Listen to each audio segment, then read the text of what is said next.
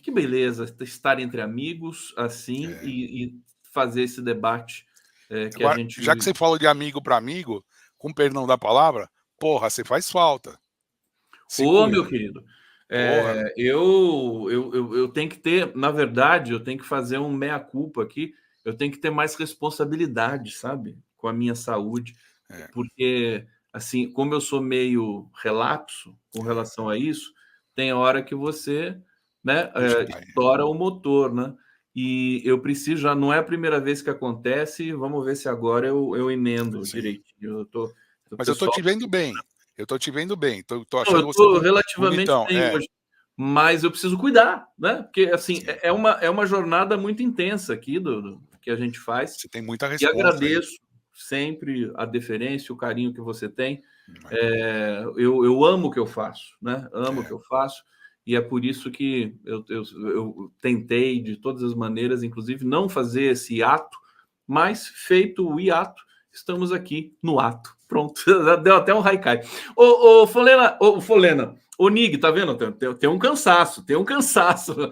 Ô Nig, é, antes da gente entrar na pauta internacional, que eu quero te perguntar sobre o Hamas, sobre esse acordo que quase saiu e tudo mais, e acabou não saindo, Rio Grande do Sul, porque é um assunto de sim, também repercussão internacional. Aliás, sim. vários países do mundo emprestando helicópteros, forças aqui da América do Sul, sobretudo, né? Mas também mandando donativos, né? Mandando roupas, tudo, água, né? A gente recebendo doações. O que esse episódio pode nos ensinar? Do ponto de vista ambiental, um sinal de alerta gigantesco, na minha visão, foi acionado, que é o seguinte: isso pode acontecer em São Paulo, a qualquer momento, no Rio, em qualquer lugar do Brasil. Né? Basta um conjunto de fatores que pode, por exemplo, trazer. Nós tivemos aqui em São Paulo a tragédia de São Sebastião recentemente, sul da Bahia, norte de Minas, Rio de Janeiro, Petrópolis, em Pernambuco. Quer dizer, é, é um recado muito forte, guardadas as devidas singularidades ali do Rio Grande do Sul, a demora da água, né? A água demora muito para baixar ali no Rio Grande do Sul, em Porto Alegre e tudo mais, em função das peculiaridades ali geográficas. É, mas eu acho que esse é o grande recado que fica de um alerta máximo para episódios desse tipo no Brasil. Como é que Sim. você avalia essa situação? Ô Conde, o quadro que está se desenhando é que nós vamos ter que ter políticas preventivas ou políticas de ação imediata na iminência de acontecer um tipo de acidente ambiental ou mesmo eventos climáticos dessa monta. Então, nós vamos ter que incluir essa questão da prevenção dentro das pautas, orçamentos e discussões do dia a dia. Por exemplo, você bem falou São Paulo. Estava conversando eu ontem com alguns amigos e nós lembramos um termo que era muito utilizado, que era o tal do glocal, que a ONU falava muito isso. Você tem que agir localmente, pensando globalmente. Então, a gente que mora no bairro de classe média, a gente olha aqui quais seriam os riscos numa eventual chuva dessa. Alagamento, queda de árvores, corte de energia. Então, o que precisa ser feito antecipadamente? As árvores têm que estar podadas, os bueiros têm que estar limpos para evitar maiores transtornos.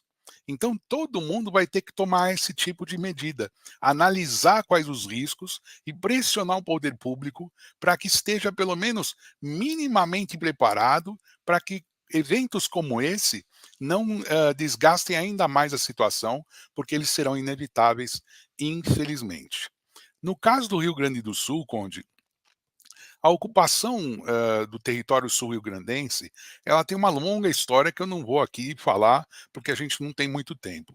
Mas eu vou lembrar três momentos importantes, e durante muito tempo, Conde, eu escrevi livros para estudantes sobre geografia brasileira, geopolítica, e são três eventos que eu chamo a atenção. O primeiro, durante muito tempo o Estado brasileiro financiou plantação de eucaliptos e reflorestamento na região do Rio Grande do Sul. O eucalipto ele é um deserto verde, ele suga a água da terra, seca a terra. E um segundo momento importante que a gente precisa lembrar, a soja no Rio Grande do Sul nos últimos 25 anos cresceu 200%, enquanto as áreas recuperadas no Rio Grande do Sul cresceram entre 9% e 10%. Então, existe também medidas que podem ser tomadas localmente. E o terceiro exemplo importante é que muitas empresas industriais na área de papel e celulose pressionaram os governos sul-riograndenses para ocupar as margens do Guaíba ou dos rios daquela região, instalando plantas industriais altamente poluentes. Isso não estou dizendo que são as causas do processo, porque realmente foi um evento atípico de alta pluviosidade relacionado às condições atmosféricas gerais do planeta. Mas a gente precisa resgatar o local. O que nós podemos fazer localmente? Se conseguirmos inserir isso em cada comunidade, nossos representantes, todos aqueles que quiserem se eleger ou participar da vida política brasileira, vão ter que inserir essa ideia.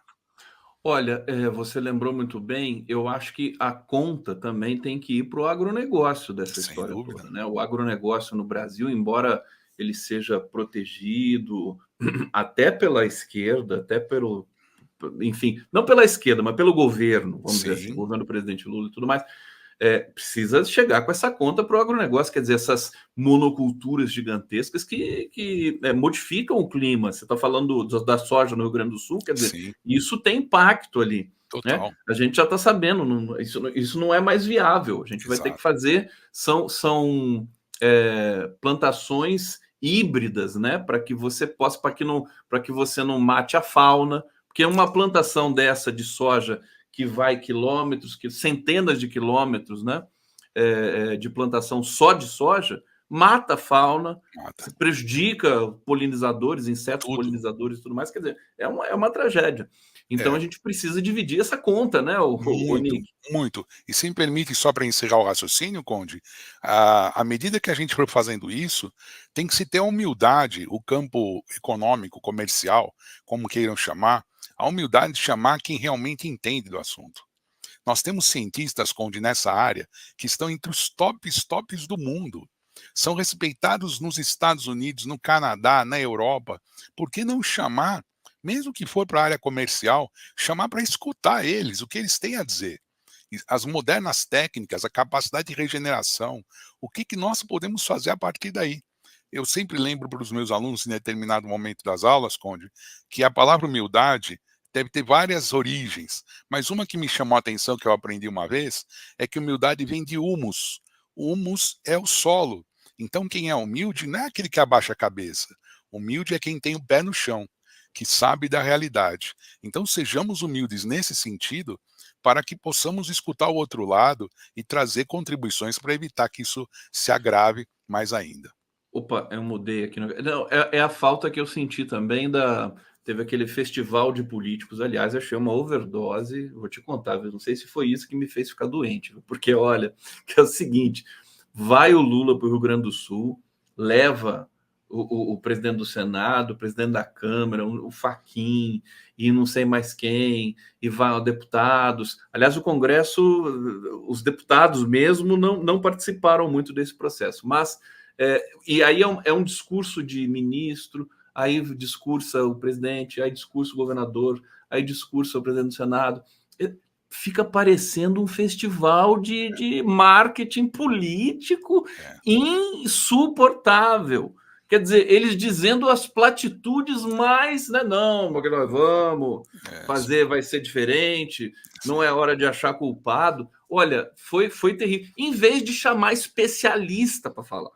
É. Eu fiquei enlouquecido com isso, Eu Oni. também, Conde, eu também. É aquela coisa, né? Você vai falar sobre um assunto, traz quem entende do assunto, né? Vai falar o que vai ser feito. E você acertou com mais uma vez, Conde. Não há espaço para isso mais. A gente tem que abolir esse tipo de prática, porque a população quer respostas boas e imediatas. Tinha que trazer especialistas ali para. Tudo Sim, bem, político vai fazer discurso? Faz. Beleza, faz tal. Mas agora vamos ouvir aqui o Carlos Nobre, vamos trazer outras pessoas aqui. Enfim, vamos seguir aqui na nossa pauta. Deixa eu trazer o Fernando Baia aqui, tá mandando comentário para a gente. O seu VV que é crente, vota no Lula em segredo. E você sabe quem é o seu VV? Não, mas Não. deve ser alguém que a gente deve conhecer por outro nome. Ele está dando uma cifrada, o Fernando, mas eu conheço também gente assim, viu, Fernando? Eu conheço gente assim. Ele está cifrando muito aqui o Fernando Baia, mas enfim, está lido aqui, Fernando Baia. Lilian Oliveira. Onig, será que agora Lula cresce no Rio Grande do Sul? Beijo no seu coração. A Obrigado, pesquisa Lilian. já mostrou que sim, né? Está aqui a pesquisa, né? Olha só, no Sul, a desaprovação caiu 5 pontos, a aprovação subiu 7. Está aqui. Não tem nem muito o que. Agora, vamos ver a sequência disso. Quer dizer, acho que não é muito bom misturar uma coisa com outra, Sim. ter respeito ao povo do Rio Grande do Sul, em vez de ficar falando em dividendos políticos nessa altura do campeonato. Né? É evidente que o governo pensa nisso, mas é melhor a gente tomar cuidado. Sugiro a fala do pastor Henrique Vieira ontem numa das comissões. Com essa alma do que você falou, ele deu uma lavada na oposição que é histórica. Né? Que incrível isso. Depois eu vou te mandar se eu achar. Onig, nós temos aqui uma repercussão da USP, tá? Estudantes da USP estão fazendo também agora acampados, né? Pelo fim do genocídio em Gaza, aí desdobrando os estudantes dos Estados Unidos. A gente tem manifestações também na Europa, né?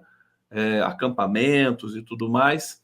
E tem esse acordo que quase saiu, o Hamas tinha dado o ok. Explica para a gente por que não aconteceu esse acordo nesse último momento. Ô, Conde, esse tema se transformou no tema central para o futuro do que está acontecendo hoje em Gaza.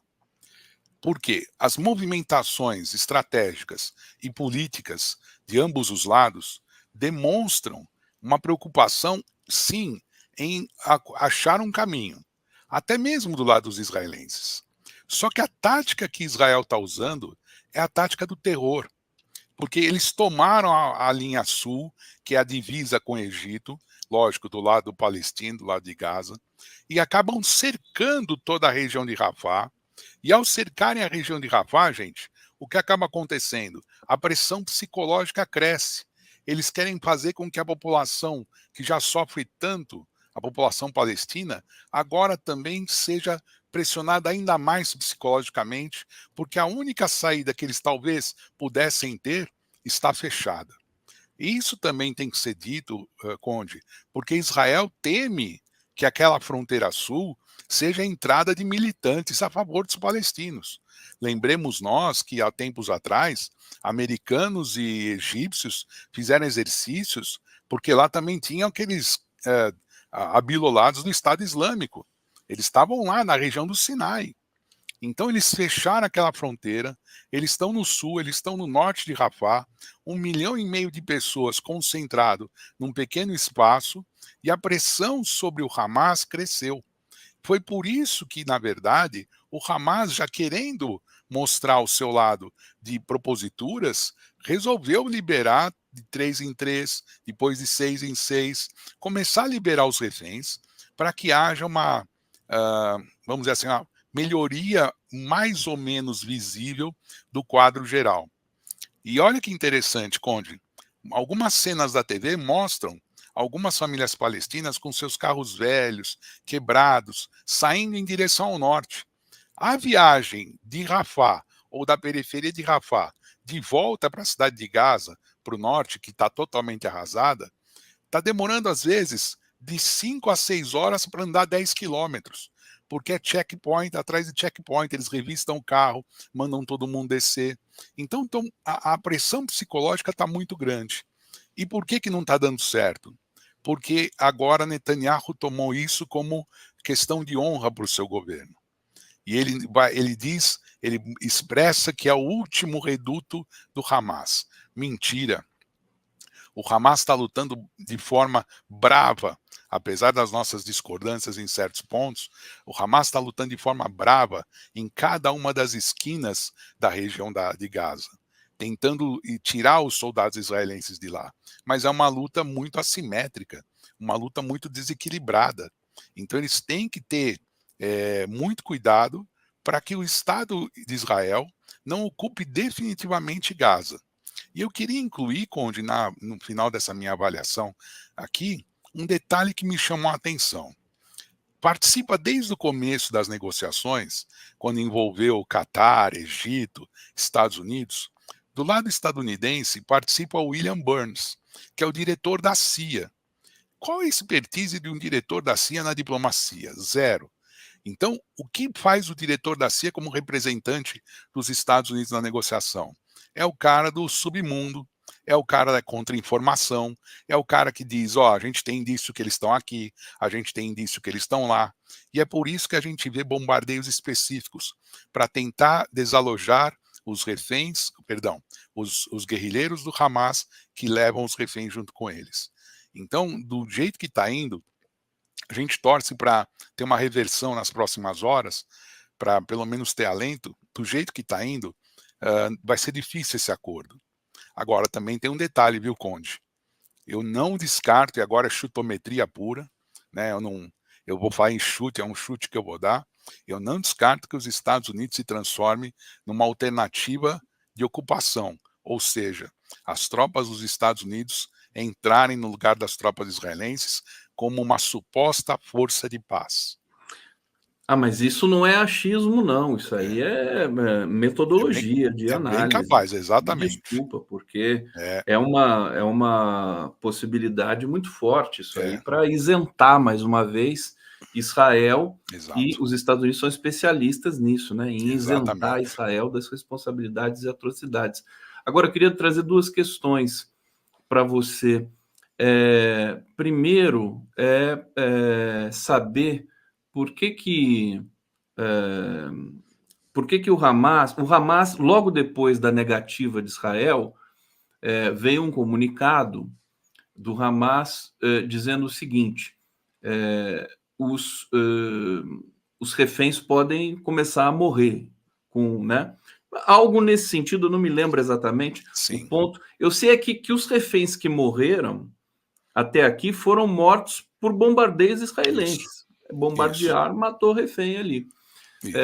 O Hamas está cuidando, inclusive, com muito zelo desses reféns, né? Eles estão ali ainda, até agora, depois de tanta bombardeio que foi feito ali. Como é que eles estão vivos ainda? Parece que são 130, né? Mais ou menos por aí. Estão lá ainda. Então, eu senti nessa nota do Hamas uma pressão. Falou assim, olha, é melhor vocês recuarem agora. E a outra questão é o fato de Israel, ele saiu chamuscado daquele episódio com o Irã, né? Assim, entre factoides e oportunismos, né? O Israel saiu enfraquecido, perdeu completamente aquela aura de território inexpugnável, né? Como é que esses dois vetores se articulam na sua avaliação? Olha, Conde, os avisos que o Hamas está dando são avisos perigosos, sim. Você sabe que a extrema-direita israelense chegou a espalhar dentro de Israel que não tinha negociação porque os reféns estariam todos mortos já. Então você imagina no mundo de fake news, isso rodando entre a população e pior, né, entre os pobres familiares das pessoas que estão lá de refém. Para isso, o que o governo israelense fez? O governo israelense, durante muito tempo, tentou trazer esse contexto da guerra para uma coisa de sobrevivência do Estado de Israel. Então, a entrada do agente Irã nesse jogo transformou o conflito, ou eles tentaram, melhor dizendo, né, Conde? Tentaram internacionalizar ao máximo o conflito. E quando o Irã mostrou as suas garras e as forças de Israel repeliram o ataque, muda totalmente o foco das reuniões. Porque agora ninguém quer essa internacionalização. Conde, nós estamos num ano muito decisivo, não só de reuniões internacionais, mas especialmente também pela eleição nos Estados Unidos. Então, você envolveu o Irã numa batalha internacionalizada, com vizinhos como o Iraque e a Síria, que estão mais próximos do Irã do que de outros países. É mais ou menos estabelecer um cerco na região centro-norte de Israel. Enquanto na região centro-sul, você tem Arábia Saudita e Jordânia, que estariam um pouco mais alinhados ou menos agressivos contra Israel. E o Egito, do outro lado, também com acordos de paz de longa duração com Israel. Então, nós estamos assistindo nesse momento, mais uma vez, uma divisão grave, perversa, criada por este ataque desmedido de Israel em função dos ataques do Hamas, que não são o causador disso. O causador de tudo isso são 70 anos de domínio israelense e de impedimento das reais pretensões e justas do povo palestino. Então a conexão está onde? O Hamas engrossou a voz e o Irã cacifou. Cacifou e vai continuar cacifando porque eles não aceitam esse tipo de ingerência que foi feita. James Onig aqui no 11 News. Vamos seguir. Agora eu quero perguntar para você da visita do Xi Jinping, James Onig, na Europa. Já provocou, inclusive, algumas modulações no discurso do Macron. E o que mais que essa visita significa, na tua avaliação? Pô, Conde, eu não esperava que essa visita tivesse grande repercussão. Foi um pouco protocolar até, do ponto de vista do olhar diplomático, né? Não teve aqueles salamaleques, né, que a gente viu há um tempo atrás, que ele chegou com toda a pompa e circunstância. Ele tem parcerias importantes com a Alemanha, com a França, tem parcerias importantes com a Hungria, com a Sérvia, e também tinha com a Itália. Então a Itália rompeu a sua participação na, na, na iniciativa do Grande Cinturão, na iniciativa da nova Rota da Seda. E quando a Itália rompe essa participação, né, o governo atual da Itália rompe o acordo com a China, a Itália deixa de ser um parceiro. Então o Xi Jinping veio trazer notícias dizendo: vocês não precisam ter medo da gente. Só que a gente não quer ser injustiçado também. A gente não quer ser injustiçado por vocês. Vocês estão olhando para a gente como se nós fôssemos inimigos. Nós queremos ser parceiros. Aliás, os chineses usam muito esse termo, né? Nossa política externa tem que ser uma política de ganha-ganha. Todo mundo ganha. Mas como a situação está muito ideologizada, no sentido amplo da palavra, pelo conflito da Ucrânia, automaticamente os líderes europeus, o que eles estão fazendo? Estão vinculando a China como um dos supplies, um dos abastecedores da guerra russa. Portanto, eles têm que sofrer consequências, têm que sofrer taxações. E também entram as questões tecnológicas, né, Conde? Tem o carro chinês, o carro elétrico chinês, chegando no mundo todo. Entra uma série de fatores nessa história. Mas você, como um ardiloso jornalista, comentarista, você já foi num ponto que eu acho fantástico, que é a questão do Macron. O Macron, olha, eu só não vou chamar o Macron de sabonete porque ele não é. Mas está prestes a virar. Segura o Macron. Ninguém segura. Porque o Macron, o que ele fez? Eu estou unindo as coisas, Conde, assim, de forma a priorística, sabe? Eu estou tentando trazer uma reflexão para todo mundo pensar. O Macron, ele veio conversar com Lula também. Claro. Ele conversou com o Xi, ele É. conversou com Lula. Então ele está se colocando no meio do jogo. Talvez ele queira aspirar, não só politicamente, mas representando as forças e os interesses franceses. Não é a figura egocêntrica dele, além de, né? Representar os interesses franceses numa mediação entre Oriente e Ocidente, numa mediação Norte e Sul. Isso porque eles estavam muito queimados em relação à África, né? Que eles perderam aquela região de influência. Ainda mantém contratos importantes, mas já os contratos vão vencer de fornecimento de minerais, de minerais radioativos, tudo isso vai vencer. E eles perderam espaço naquela região para a Rússia, que tem forte influência e grandes parcerias. Então, tudo que a gente está assistindo agora é uma tentativa do Xi de modular. a palavra perfeita que você usou. Olha, calma, eu não estou mandando em guerra de ninguém, a Rússia está fazendo a guerra dela, ela é minha parceira, eu tenho minhas posições, vocês têm a de vocês, dá para a gente sentar e conversar? Porque se vocês forem cair na... Porque sabe o que eu estou achando? O Xi está começando a perceber que o nosso amigo alaranjado lá pode ganhar a eleição nos Estados Unidos. O homem cenoura pode ganhar a eleição. E aquele Trump, se ganhar a eleição, ele tem que estar já meio escorado em alguns lugares do mundo, principalmente na Europa. Aliás, tá eletrizante, realmente. Eletrizante, parece até um, um, um antônimo daquilo que é na realidade, porque o Xi Jinping ele chega trazendo serenidade, né? Aquela coisa chinesa, né? Nunca partir para cima de ninguém, tudo mais. Só que essa ação dele deve estar deixando os Estados Unidos assim de orelha absolutamente em pé, né? Eu estou aqui com um relato dessa visita do Xi. Deixa eu ver por onde ele vai passar lá. Chegou à França, primeira parada. Acho que é para vai a até o Hungria. fim de semana. Oi? Acho que é para a Hungria. Não sei o que. Depois ele vai. Deixa eu ver para onde ele vai. Ele vai para a Sérvia. Sérvia. Eu estava querendo saber se ele iria para a Alemanha, porque a Alemanha é uma grande ferida, né?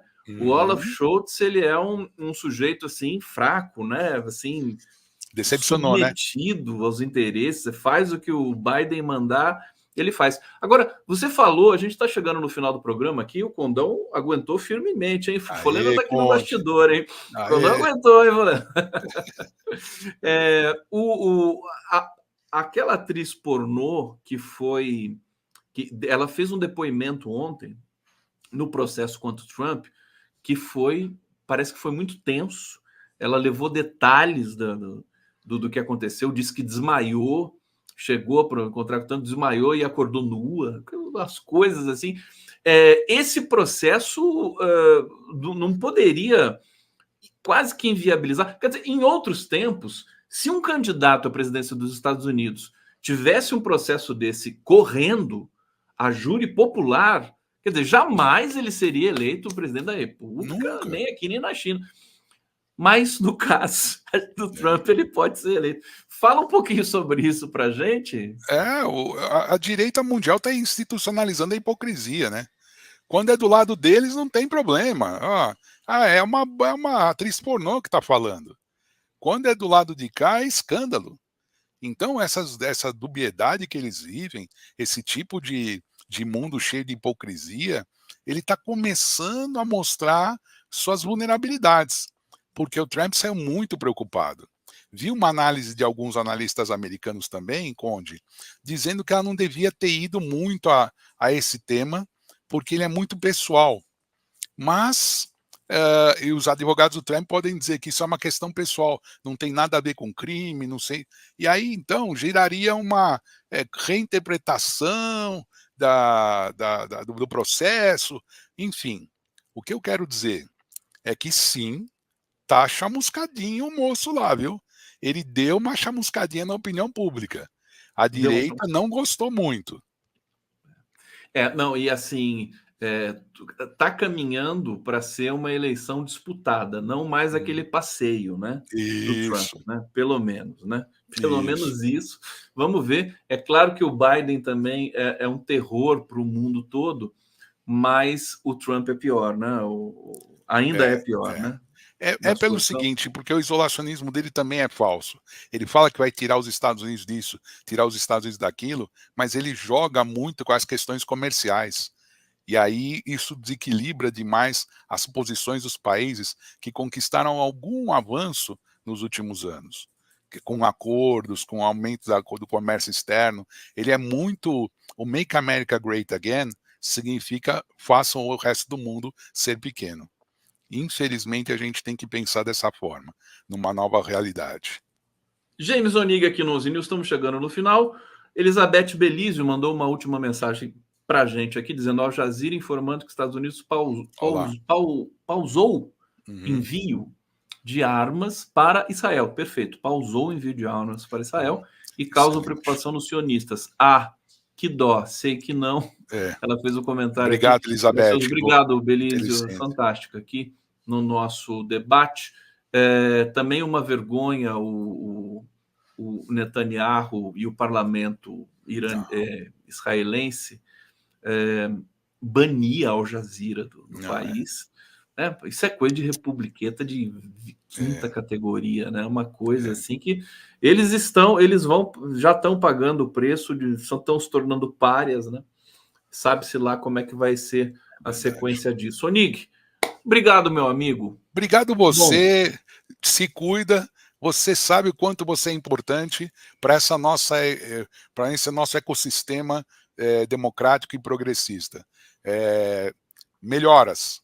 Jorge, um abraço, amigão. Feliz demais de trocar palavras com você. Obrigado a todos que acompanharam o 11 News. Continuem com a nossa programação. A gente volta amanhã, sim, às 11 horas, com mais um episódio aqui do nosso programa. Valeu, gente. Tchau, tchau.